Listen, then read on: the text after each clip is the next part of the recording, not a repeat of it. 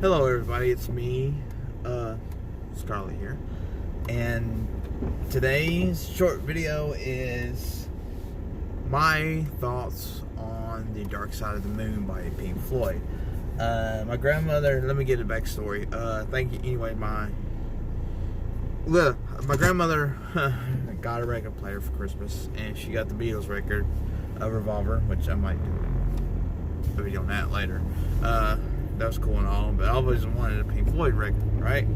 And so I was in Walmart shopping, and lo and behold, I found Dark Side of the Moon. I was wanting it out of the wall, but I found Dark Side of the Moon. She got it for me.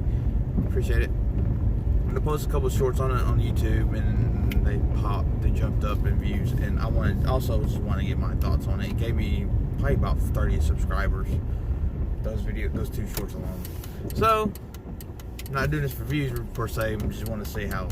I just want to get my thoughts on it, and more people want to see more Pink Floyd-ish content. Which there's many of the reviews of albums, and many of the this and that stuff. I only just wanted to give you my thoughts on it. First of all, I'm gonna show you a clip of what the record looked like. I didn't pull the record out, but I just want to show you. It was kind of neat.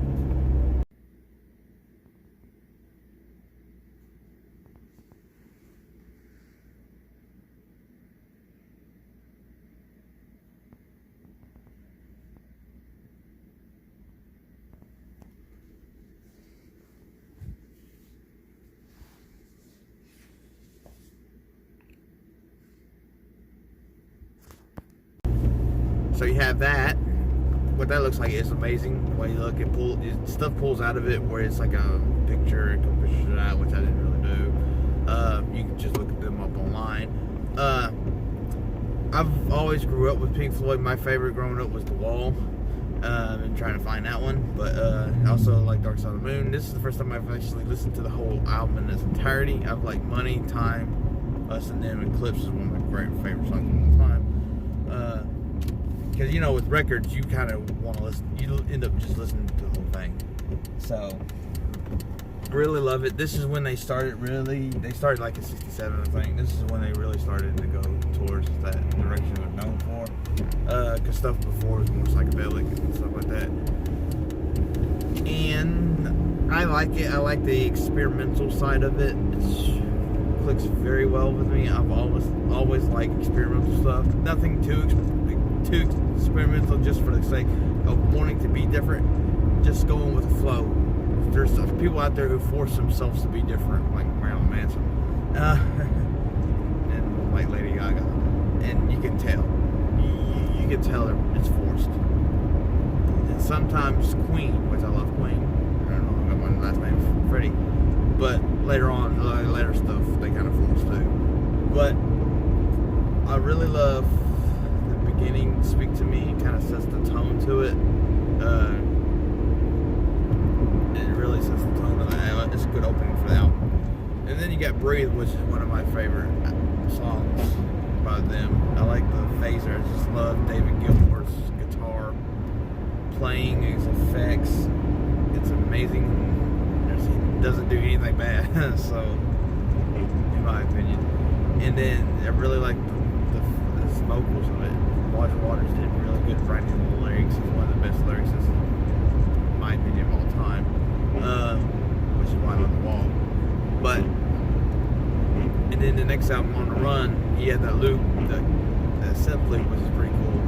I really enjoy that. And then Time was one of my great favorite songs of all time.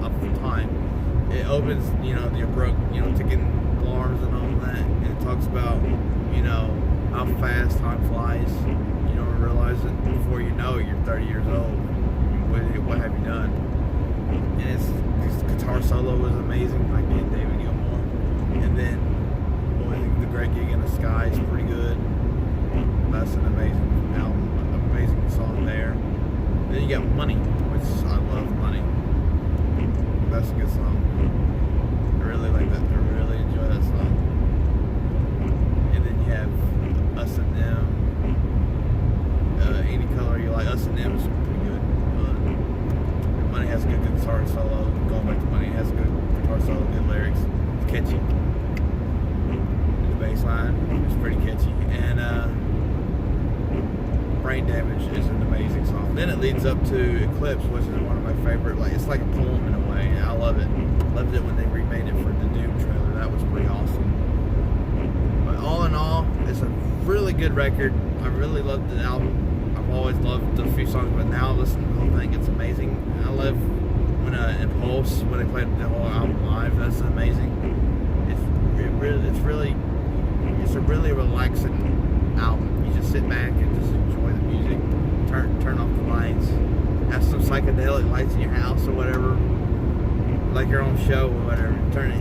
When I get my own place, I get my own record player and the good stereo system and all that, and having all kinds of lights and stuff like that. And then it's gonna be pristine. So I love, and overall, I love the lyrics. I love the draws. Just love everything. But there's nothing wrong. There's nothing bad about the album. Really, there's nothing bad about the album. It's perfection, in my opinion. Which, like I said, I love their direction they were starting to go to, and then they went with like Wish You Were Here and Animals and The Wall and stuff like that. And then, you know, Roger Waters left, and then Gilmore, and then it kind of went down here. But I still like it. What's your thoughts on it? This is a short video. I always like making these short videos, by the way. What are your thoughts about it, guys? Do you love Pink Floyd? What is your favorite Pink Floyd album? Do you like Dark Side of the Moon? Is it your favorite? Is it your favorite all time? Let me know. What kind of other albums do you want me to cover? I might not be able to get all the vinyl, but I can do album reviews just as well as I can do game reviews. But anyways, love you guys.